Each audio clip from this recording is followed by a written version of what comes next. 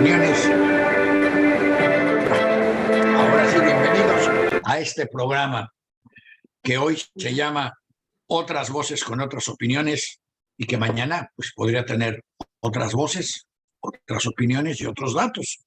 Pero mientras hoy tenemos el placer de tener a Eduardo Gurría con nosotros, el muy famoso Eduardo Gurría, cuya fama trasciende fronteras y cruza etapas. Bueno. Desde los años, cuando México era casi porfiriato hasta la fecha, su fama cruza décadas de historia nacional. Así que vamos a darle la bienvenida a Eduardo Gurría. Ahí está, véanlo, como nuevo se ve. Muy bien. Villista en el bigote y revolucionario en el corazón. Bienvenido sí, a Voces Hispanas. Eso sí, un poco. Y hoy tenemos un montón de temas, ¿verdad?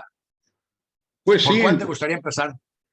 Para empezar, lo más importante y lo que más impacto va a tener en la vida de todos nosotros es la tercera, pues, alza a las tasas de interés que la Reserva de los Estados Unidos acaba de decretar el día de hoy, que fue de otra vez 3/4 de punto por tercer mes seguido, y eso hace que las tasas de interés ya estén al mismo nivel de la época en que, pues, digamos, había condiciones de recesión o condiciones económicas no muy positivas.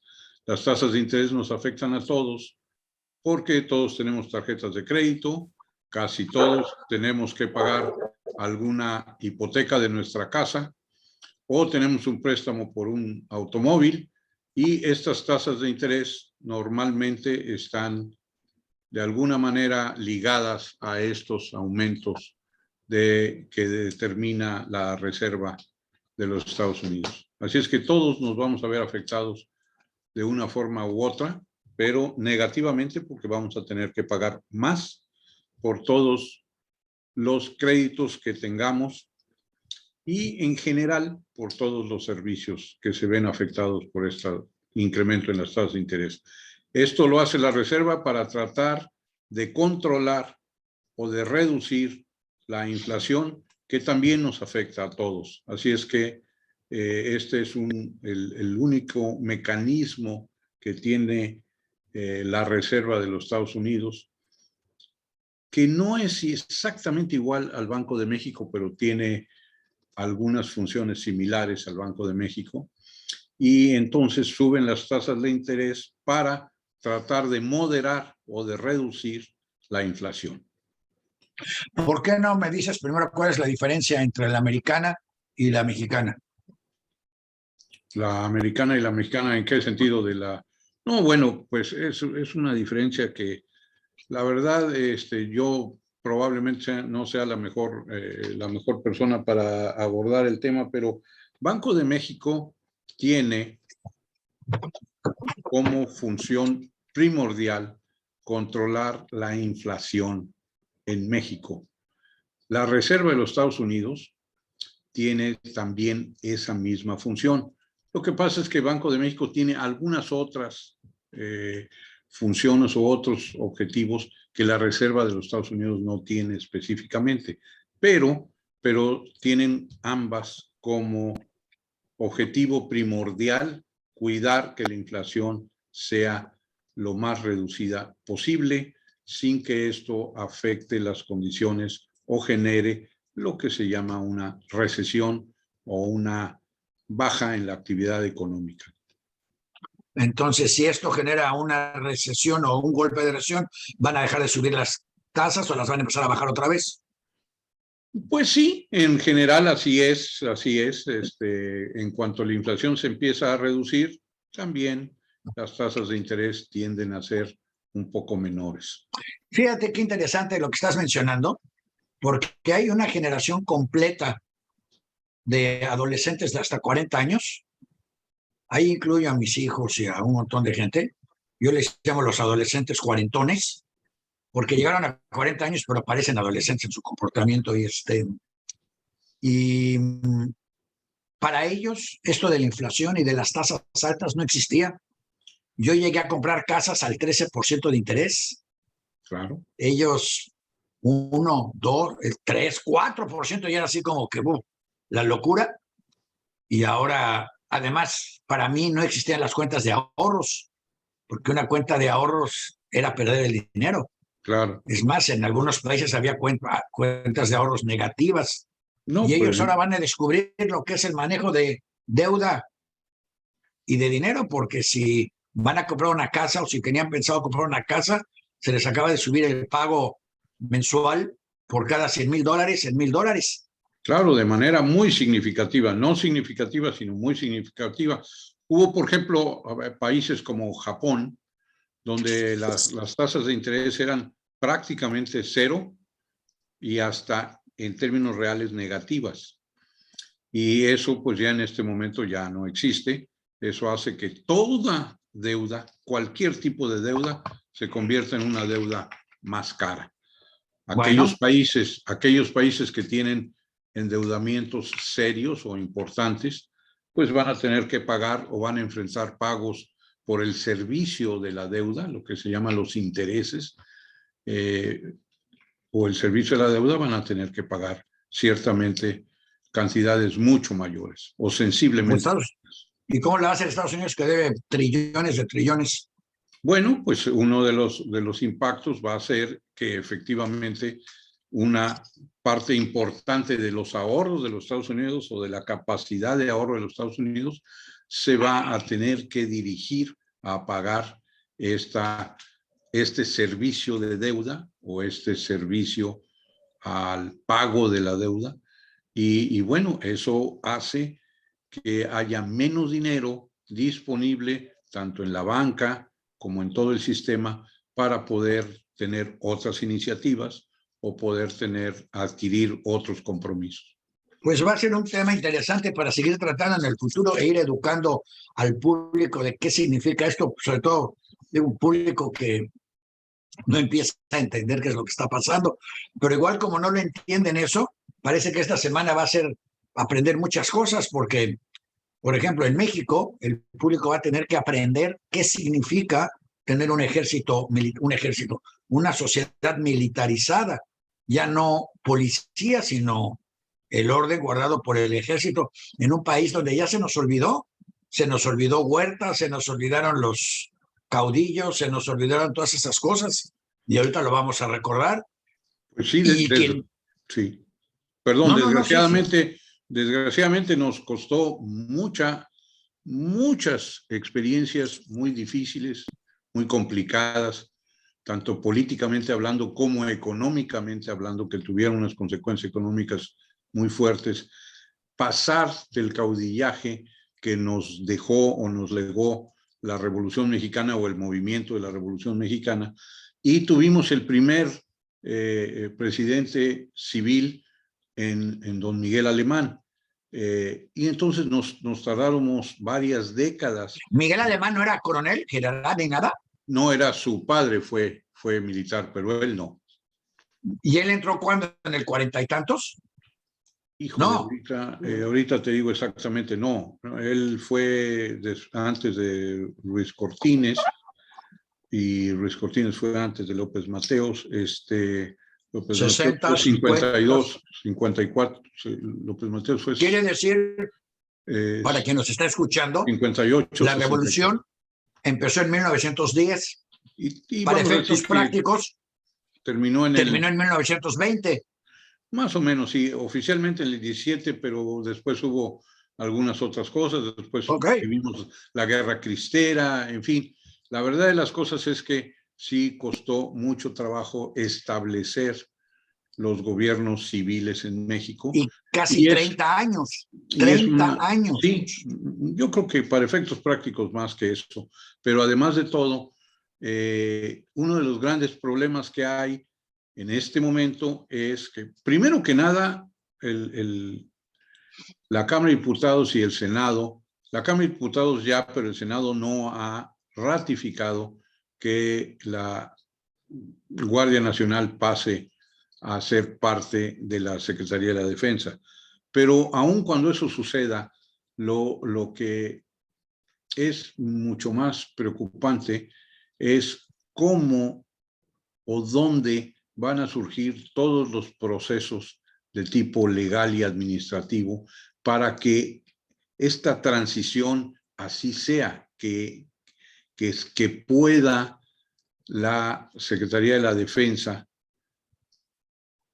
interaccionar o accionar junto con el Poder Judicial. Esta parte es una parte muy complicada, no es una parte sencilla. Es una parte que ha llevado también mucho trabajo y que no es fácil que se adapte a la sociedad. Porque yo creo que la gente ya nos perdió. Déjame que le explique a la gente lo que estás tratando de decir. A ver, el Ministerio Público no fácilmente va a poder interactuar con las Fuerzas Armadas hasta que no haya un marco legal mucho más claro, mucho más diáfano y sobre todo que sea un marco legal probado, que sea un marco legal que funcione, un marco legal que permita que estas funciones que las tenían otros grupos y se daban de otras formas puedan funcionar en el nuevo esquema. Hay personas muy entendidas de este asunto que nos dicen que, bueno, pues esta es una transgresión a la Constitución porque no están diseñadas las Fuerzas Armadas para ser encargadas de la vigilancia de pues el devenir diario de nuestras actividades. Las Fuerzas Armadas están listas para protegernos de cualquier agresión externa. Bueno, permíteme poner un poquito de mi cosecha, sí, porque las Fuerzas Armadas están entrenadas para protegernos de cualquier agresión externa de Guatemala, Belice o Nicaragua.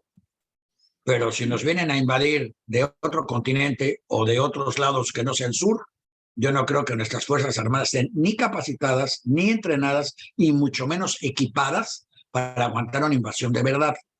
Tampoco creo que estén entrenadas para invadir ninguno de esos países. En realidad, no sé quién, un cuate que conozco me dijo, en vez de militarizar a la Guardia Nacional, deberíamos de guardanacionalizar al ejército, porque no necesitamos un ejército, necesitamos una Guardia Nacional, entendida en el concepto real de Guardia Nacional, que es nadie nos va a invadir y no vamos a invadir a nadie, pero necesitamos un grupo de gente entrenada para atender las necesidades de la ciudadanía, no para imponer el poder de uno o de otro, sino para atender a la ciudadanía en casos de desastre, en casos de que se pierda por completo el control, o en casos incluso a lo mejor de investigación policíaca, pero siempre y cuando estés entrenado para hacerlo. Cuando un soldado entra a una casa, entra y destruye todo lo que encuentra. No entra a guardar evidencia porque no sabe lo que es eso, porque nunca fue entrenado para eso. Y eso no es algo que se dé lógicamente en la gente. Hay que entrenar a la gente para eso. Entonces, a lo mejor lo que habría que hacer es guardianacionalizar al ejército y deshacernos de la Secretaría de la Defensa Nacional y crear la Secretaría del, pues lo que iba yo a decir, del Bienestar Nacional, la Reserva Nacional, la Guardia Nacional tipo americana o tipo española o tipo italiana. Pues yo te diría que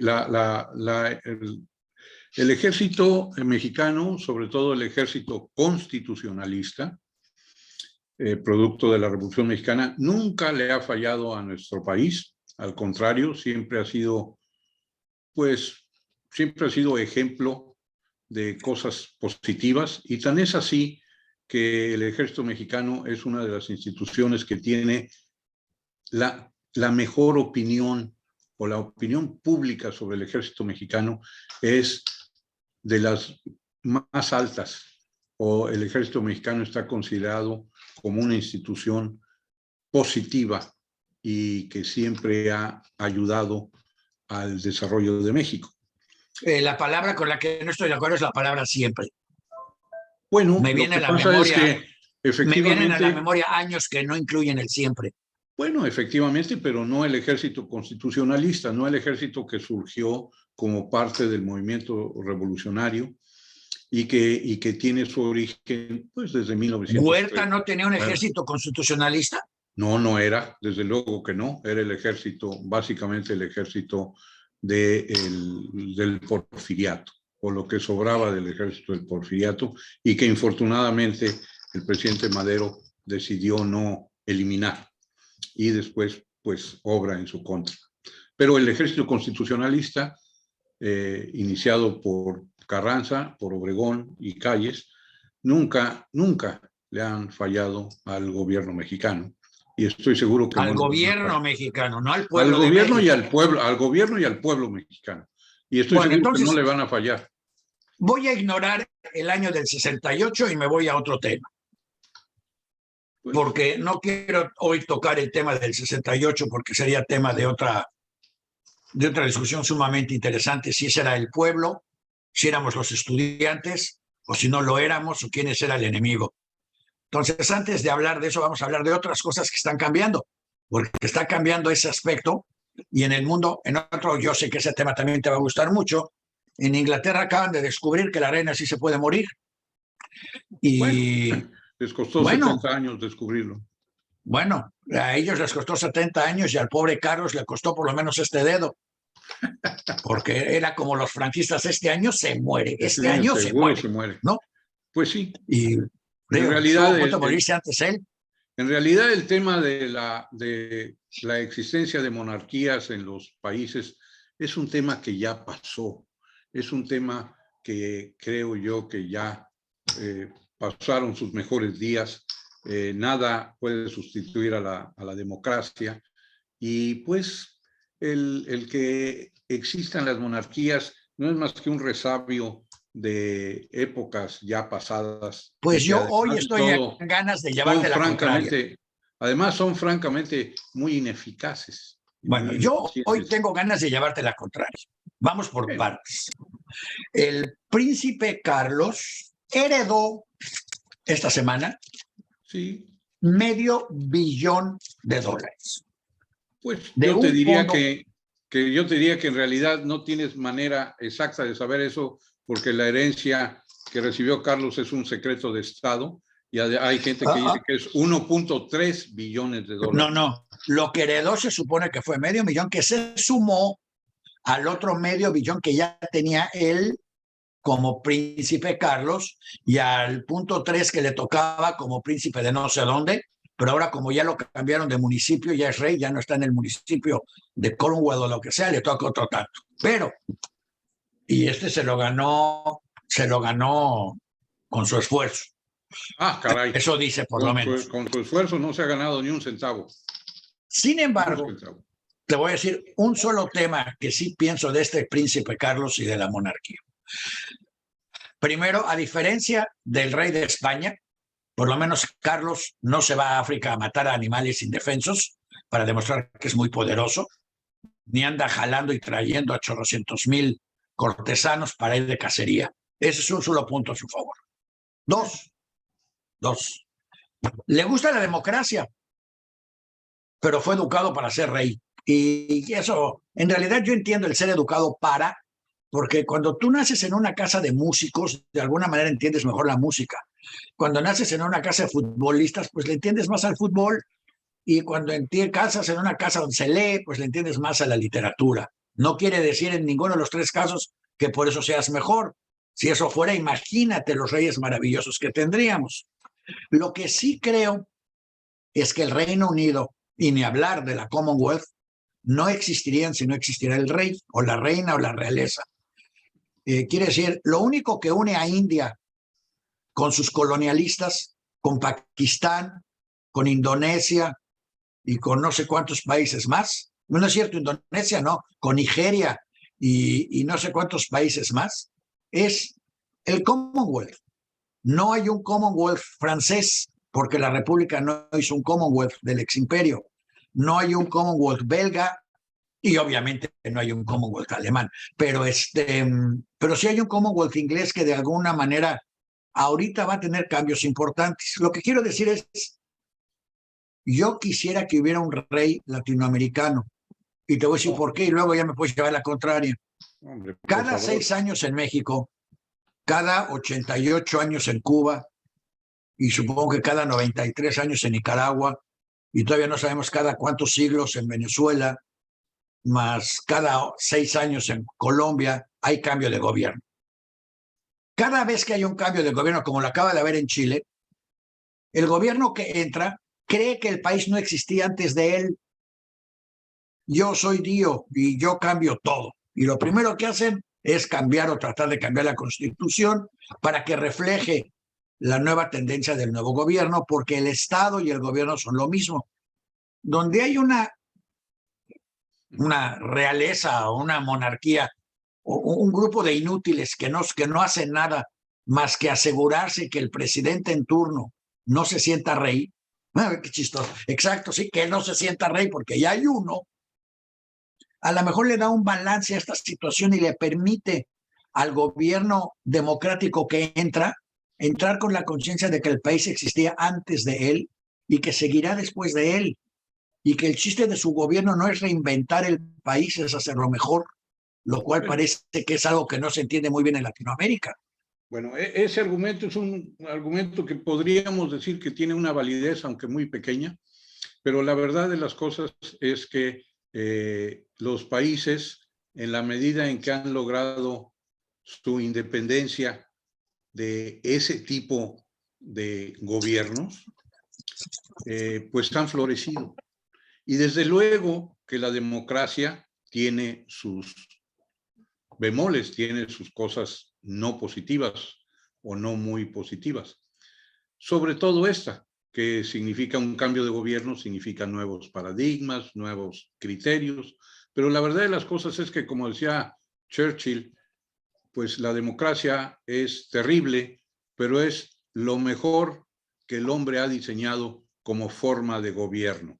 Déjame agregar una frase, porque creo que es importante para la gente que entender eso también, porque tampoco entiendes la democracia cuando solo has vivido en un país democrático y no fuiste educado para entender lo que es la democracia. Bueno, la mitad de la gente en una democracia siempre va a estar enojada, porque la democracia es el balance entre dos opiniones. Entonces, por lo menos la mitad siempre va a estar enojada con la otra mitad, casi siempre.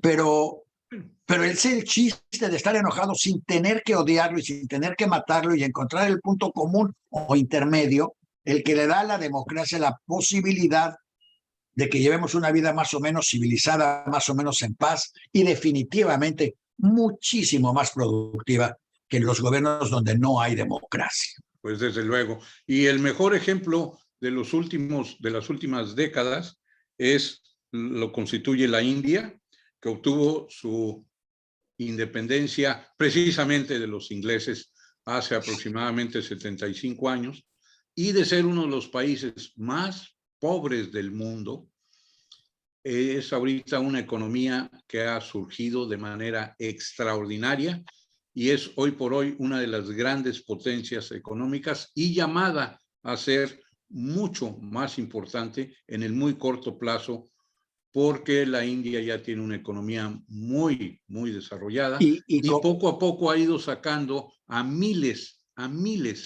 de personas de la indigencia y se ha convertido en la democracia más importante del mundo. Es una democracia con aproximadamente 1.200 millones de personas. Y como dato curioso, en esa democracia se fabrican por primera vez los Jaguares, o sea, la marca de automóviles Jaguar, que por primera vez funcionan perfectamente bien, lo cual los ingleses nunca pudieron hacer. Nunca pudieron. O sea, los Jaguares siempre eran bonitos, pero siempre eran un dolor de mecánico de mantener. En cambio, con los hindús son bonitos y son bien eficientes. Pero hay muchísimas más cosas. Sí, bueno, pero yo le estoy diciendo porque el Jaguar es emblemático de Inglaterra. Y ya que estás mencionando la democracia, y esta semana también sucedió algo interesante al respecto, para demostrar el ejemplo entre democracia y gobierno militarista. El de Rusia se fue a invadir Ucrania. Se le olvidó que sus soldados originalmente eran todos cosacos, se le olvidó, pero bueno, fue y se metió. El Putin le decía a sus generales: general, tenemos soldados, sí, mi coronel, a lo que quiera. General, ¿están listos los tanques? Sí, señor Putin. General, podemos ir todo. Lo que le dijeran, le iban a decir que sí en un gobierno militar. En un gobierno democrático es otra historia. Lo que sucedió ahorita fue que descubrió que en un gobierno militar a todo le van a decir que sí, y luego resulta que siempre no. Y acaba de descubrir que las invenciones tecnológicas de Occidente son tan arrasadoras, desgraciado o afortunadamente militarmente, que el ejército ruso no tiene a dónde pegar. Está pidiéndole prestado a Corea del Norte y a Irán, porque ya no tiene ni siquiera refuerzos ni repuestos mecánicos. Bueno, eso francamente es una situación afortunada, porque Putin es un hombre tan irresponsable que desestabilizó a todo el mundo en una guerra absurda y en una agresión ridícula de la cual no había necesidad. Y bueno, pues yo creo que el pueblo ruso infortunadamente va a tener que pagar el costo de un líder francamente irresponsable y torpe. Y fíjate cómo se cierra el círculo. Por culpa de ese líder se desató todo este rollo de buena parte del rollo inflacionario, por el aumento de todos los alimentos y todo lo demás, y por la extensión del conflicto. Si hubiera acabado en 2 semanas, no pasa nada. No. Si se hubiera acabado en 2 semanas, ya serían los ucranianos de alguna manera servos, bueno, estarían sirviendo Pues, a los rusos. No, pues serían rusos otra vez. No está bien eso.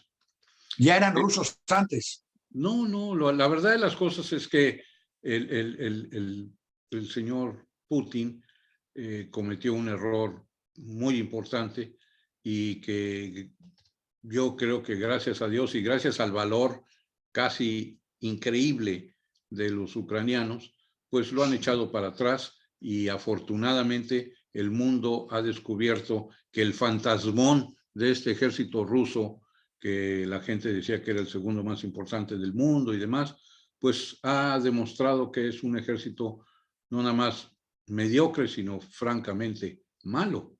Y pues gracias a Dios eso ha sucedido, porque yo creo que esto finalmente será un elemento que logre estabilizar gran parte de esa zona, que tradicionalmente ha sido una zona muy inestable. Las tierras de los señores de Ucrania, mucha gente las conoce como las tierras negras, porque es tal la riqueza de la materia orgánica que las tierras de Ucrania siempre han sido un granero del mundo, y la gente y las personas o los países siempre han luchado por controlar esas tierras, porque y son además, tierras no se te olvide, extraordinariamente ahí surgió Rusia.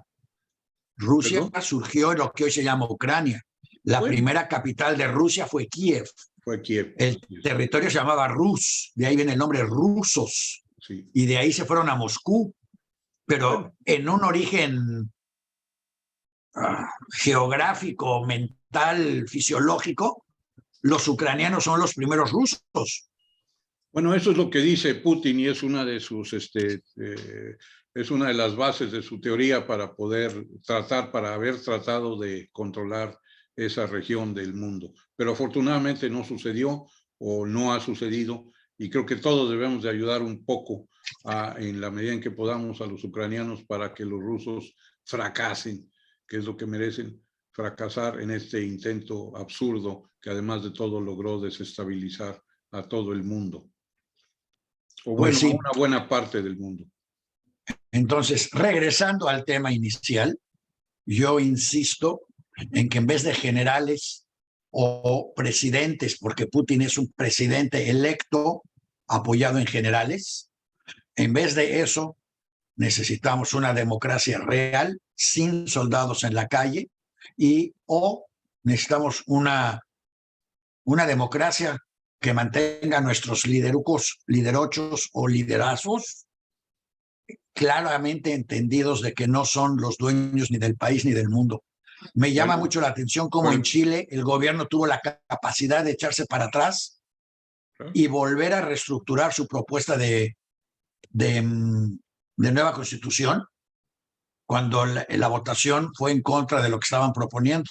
Bueno, para empezar te tengo que decir que no es cierto que Putin haya sido electo democráticamente. De hecho, ya desde hace muchos años las características del gobierno de Putin son de una perfecta dictadura con unos visos democráticos que son absolutamente falsos. Bueno, pero inicialmente lo fue, ¿no? Bueno, pero inicialmente hace casi 20 años. Entonces, eso pasa cuando un líder democráticamente electo se apoya en el ejército para quedarse en el puesto.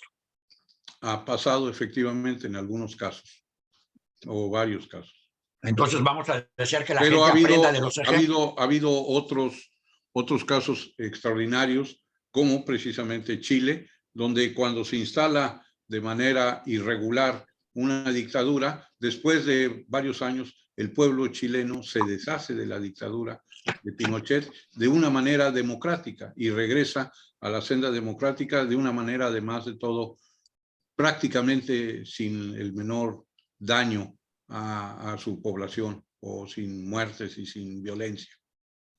Así es que la democracia es el mejor invento para autogobernarnos, que tiene muchos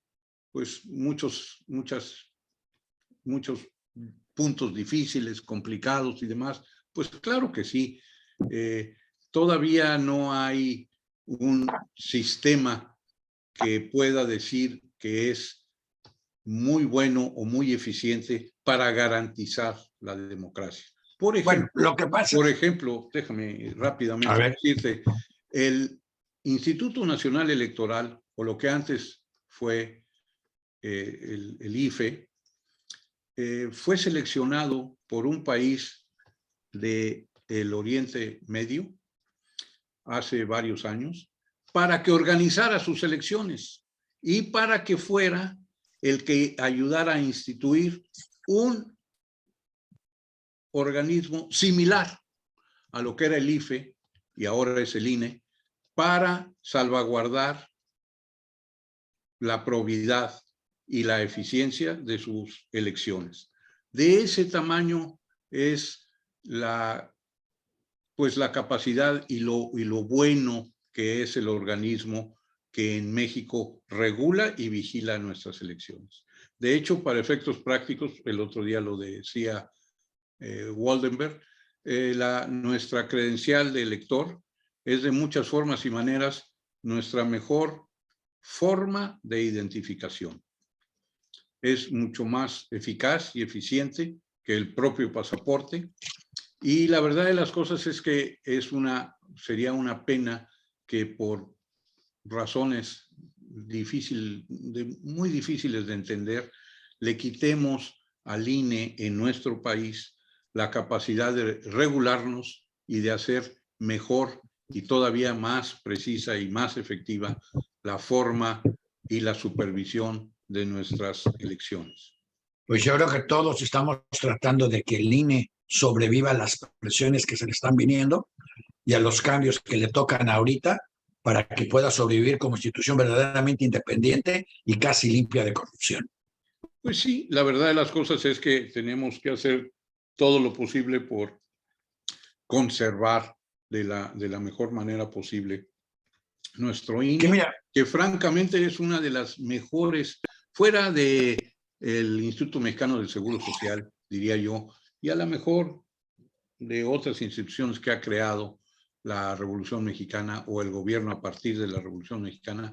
El INE es probablemente uno de los mejores organismos que ha creado el gobierno mexicano. Ciertamente hay muchas personas que dicen que es un organismo caro, sobre todo para un país como México, pero pues se puede a lo mejor modificar esa parte, pero sin dañar estructuralmente lo que el INE ha logrado a través de el INE y el IFE a través de los últimos, que diría yo, 30 años. Yo creo que tu libertad, primero creo que tu libertad nunca es cara y sobre todo cuando no se lo están robando. Efectivamente. Mientras la gente del INE no se esté robando el dinero, no es caro. Cuando se lo esté robando, entonces ya sabremos que es corrupto, pero mientras no sucede. Bueno, pero hay algunos otros argumentos. Por ejemplo, dicen que las asignaciones a los partidos políticos son demasiado altas.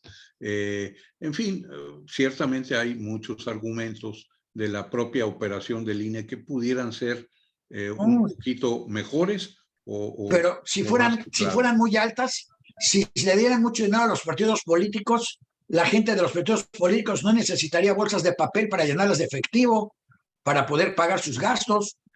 Bueno, ese es el argumento, exactamente. Ese es el argumento que el INE ha manejado y maneja a todo mundo que tiene dos. Ahora, nada más porque no puedo dejar pasarlo, porque realmente casi me lo serviste en charola de plata. Hiciste una afirmación que a mí me resulta casi maravillosa.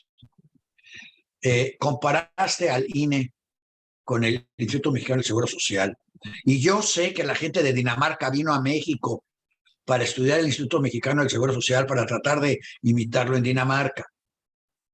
Pero la verdad es que desafortunadamente el gobierno, no sé si todos, pero algunos se han dedicado a hacer todo lo posible para demostrar que el seguro social no debe de funcionar bien. En teoría debería, pero la verdad es que ni remotamente se compara al INE, ni en limpieza, ni en moralidad, ni en no corrupción, ni mucho menos en eficiencia y en gente no muerta.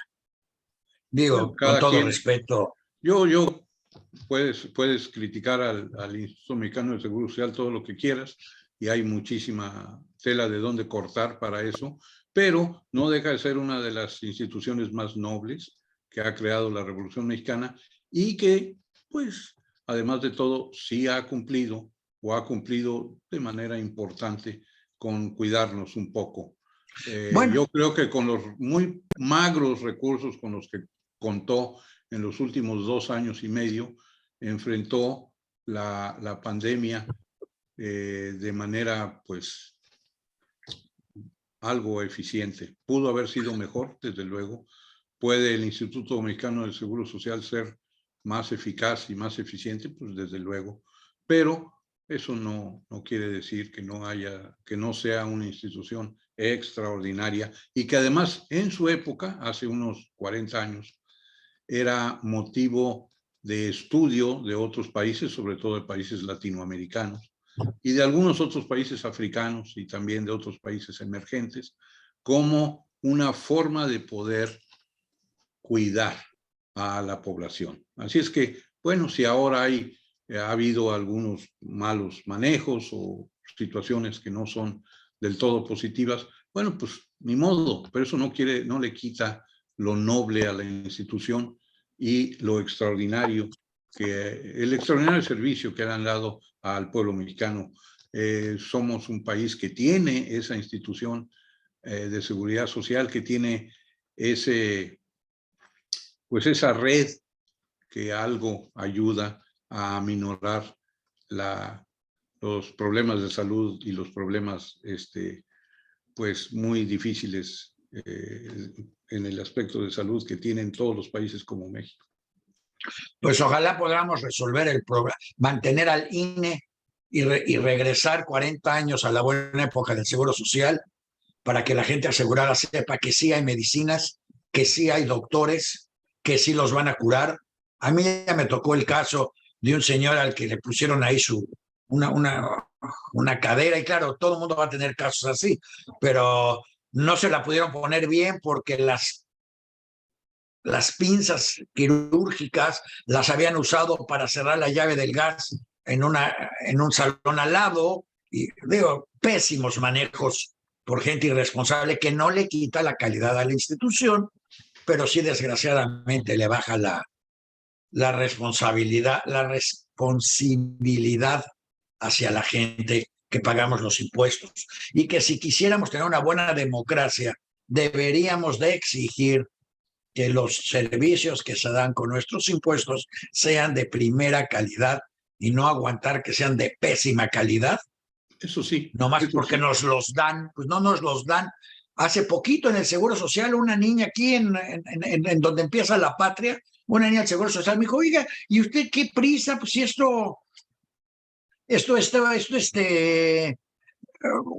no le cuesta nada. Oiga, espérenme, claro que nos cuesta a todos. El ISSSTE, el Seguro Social, todo cuesta.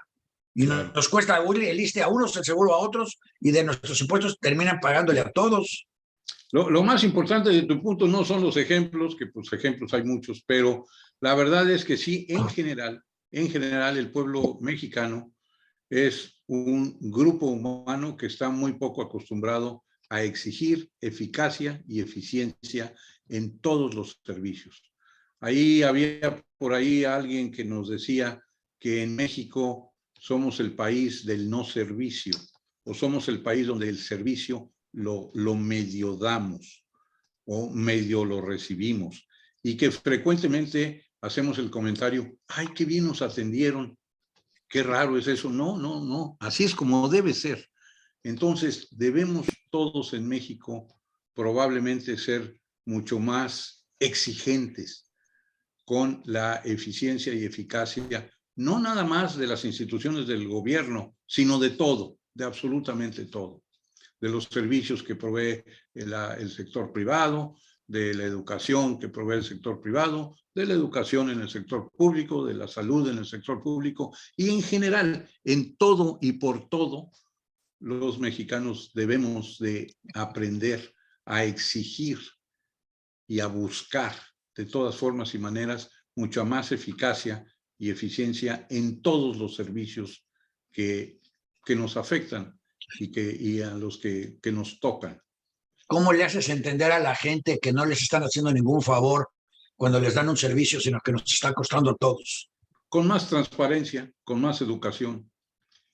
¿Qué pasa si la gente no siente que si tira la basura a alguien, a todos nos cuesta que alguien la levante para que no se vea feo o no huela o no se deprecien nuestras propiedades porque hay basura? Entonces, o no se tapen las tuberías. O que no se tapen las tuberías cuando llueve. Bueno, pues eso no es más que una forma de exigir mejores resultados de nuestra operación diaria. Tenemos que ser mucho más exigentes todos los mexicanos con nosotros mismos y con las instituciones que nos rodean o que hemos creado para que las instituciones funcionen mejor. Todas, privadas y no privadas, del gobierno, de medio privadas y medio del gobierno, todas, absolutamente todas. Debemos de exigir mucha más eficiencia, eficacia y sobre todo más y más transparencia para saber en qué y cómo operan. Pero casi todo lo que estás diciendo va en contra del populismo, Bueno, porque el populismo se basa en que el gobierno te da todo porque el gobierno sí sabe, tú no sabes nada. Bueno, no, el gobierno sí puede, tú no puedes nada. Aquí yo no me acuerdo haber recomendado el populismo de ninguna manera, ni de derecha ni de izquierda. En los Estados Unidos pasaron por un gobierno populista hace muy pocos meses y la verdad fue un desastre. Y en Latinoamérica, infortunadamente, tenemos varios ejemplos de populismo del otro lado del esquema político, en Nicaragua, en Cuba, en Venezuela. Venezuela solía ser el país donde había más riqueza y ahorita es un país donde ustedes han visto o están viendo que son el grupo humano que más está migrando de todos los países latinoamericanos. No, de todo el mundo. Ya son son el de todo el mundo. Bueno, hay más migrantes de Venezuela que de Ucrania. Eso yo no tengo manera de saber si es una cifra verídica, pero lo que sí es cierto es que hay muchos venezolanos y antes la gente iba a Venezuela a buscar trabajo y oportunidades y ahora los venezolanos, infortunadamente, después de varios años de este gobierno absurdamente populista, pues están buscando otras alternativas en otros lugares del mundo. Déjame que te dé un dato curioso.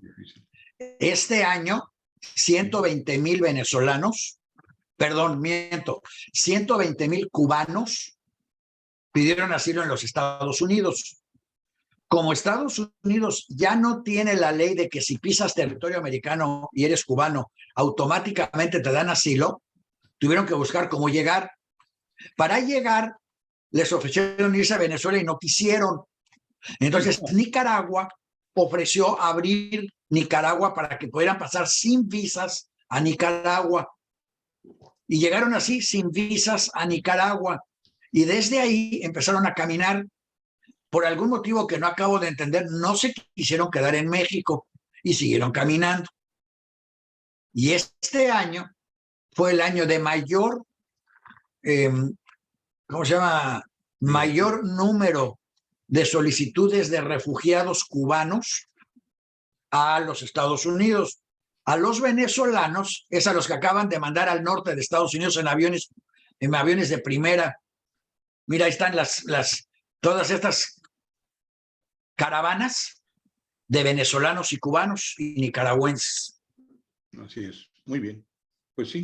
Entonces, yo espero que todos los que nos están oyendo aprendan el valor de la democracia eficiente para que no tengamos que hacer estas caravanas nosotros, porque si nos cierran el norte, ¿a dónde nos vamos a ir de caravana? ¿A Guatemala? Ningún populismo es eficaz y eficiente, ninguno. No ha sido de ningún lado, ni del lado de la izquierda, ni del lado de la derecha. Entonces, no, el populismo es probablemente una de las peores recetas para el grupo humano. Pero ¿sabes qué creo? Y creo que es lo que vamos a tener que hacer en este programa a lo largo de las semanas. Creo que le vamos a tener que explicar a la gente en términos que entiendan lo que significan todas estas palabras. Porque para nuestra generación, nosotros vivimos muchas de estas palabras. Nosotros vivimos las consecuencias de la implementación de estos gobiernos, de estas teorías corporativistas. Para los de hoy, no vivieron absolutamente nada de eso. Afortunado o desafortunadamente les tocó vivir en un mundo de burbuja. A lo mejor así deberíamos llamar el programa El Mundo de Burbuja, donde todo iba relativamente bien, un poquito mejor cada día. Había esperanza de que podías ir mejor. Si trabajas y te esfuerzas, podías ir adelante. No tienes que ser un narco, un truán. Ni siquiera te tenían que poner donde hubiera para salir adelante. Podías salir adelante con profesionalismo, con calidad, con respeto a ti mismo. Y de pronto ahorita están cambiando las barajas. Y al cambiar las barajas, pues todo está cambiando, pero la gente no tiene antecedentes de nada de lo que estamos hablando. No, nada, ni siquiera conoce nada. Yo creo que uno de los temas más delicados que se están dando en México, hay muchos muy delicados, pero el tema de militarizar muchos de los servicios y de las actividades que le corresponden, inclusive por mandato constitucional, a organismos civiles que se estén militarizando, es ciertamente, creo yo, uno de los aspectos o de las situaciones más delicadas al futuro inmediato de México. Pero además de todo, yo creo que debemos los mexicanos aprender de manera muy importante, como una especie de tarea de todos los días y a todas horas, aprender a evaluar y a analizar la eficacia y la eficiencia de las acciones de gobierno, de las acciones de la iniciativa privada, de las acciones de todos y cada uno de los elementos que componen nuestra sociedad. Por ejemplo, un buen ejemplo de Inglaterra es que tiene un organismo que es el equivalente a la Profeco, a lo que tenemos en México como la Profeco, que vigila más o menos o dice proteger al consumidor. Ese organismo en Inglaterra es importantísimo y la verdad de las cosas es que genera mucha opinión, genera mucho interés lo que este organismo dice o le dice al consumidor sobre cómo debe o de tener cuidado en consumir y cómo debe tener cuidado en gastar. Y alguna cosa de ese tipo debemos de fortalecer en México para ser todos y cada día mucho más exigentes con la eficiencia y la eficacia de todos nuestros organismos, pero no nada más del gobierno, también de la iniciativa privada. Yo creo que todo eso empieza con el autorrespeto, ¿no? Pues si te desde luego respetas a con el ti mismo y a lo que autorrespeto y haces. desde luego con una mejor educación. Por ejemplo, ahorita hemos, por razones de la pandemia, porque le decimos que la pandemia es lo que ha generado todos nuestros males, que no debería de ser, pero nos refugiamos en la pandemia para justificar ineficiencias e ineficacias brutales, como en el caso de la educación en los últimos 2 años y medio o 3 años en México, y años anteriores, desde luego, por un absurdo sindicalismo mal entendido. Y la verdad de las cosas es que, pues, tenemos que hacer algo al respecto, tenemos que todos los días poner nuestro granito de arena para buscar ser más eficaces. Cuando en los países se mide la productividad, México no queda bien parado. México queda muy lejos de ser un país con eficiencias altas de productividad. Por eso ya no vamos a medir la productividad, vamos a medir la felicidad. Bueno, eso es una verdadera locura, y porque además de todo, pues, que ojalá alguien le pudiera explicar a las personas cómo le hace para medir la felicidad, ¿verdad? Pero la eficacia y la productividad sí se puede medir. La felicidad es un poquito más complicado. Y Más si le bien, ponemos, no hay si vamos a manera. buscar a ver si podemos inventar un felicidrómetro No, para que la gente pueda eso, venir al programa a entender todo esto, que por cierto, y casi eso, para cerrar el programa de hoy, además de agradecerte como yo sabía, todos los conocimientos y la experiencia que ibas a exponer, mencionaste algo ahorita al final muy importante, que fue lo de los sindicatos, y quiero que sepas que antes de este programa tenemos el programa que se llama Leyes Perras. Para quienes quieran, consúltenlo en Voces Hispanas, Leyes Perras, con el licenciado Méndez, que analiza nada más y nada menos que la nueva vida sindical que va a tener que tener México, le guste o no. Bien importante, de todos los contratos colectivos que hay en México, solo 200 han sido reaceptados y todos los demás no existen para efectos legales y prácticos y tienen que volver a elaborarse porque ya no puede haber sindicatos charros. Y en este programa estamos viendo cómo eliminar bien a los sindicatos charros y cómo funcionar bien dentro de los nuevos sindicatos impuestos y apoyados por el Tratado de Libre Comercio. Entonces, es un tema que quiero recomendarles a todos.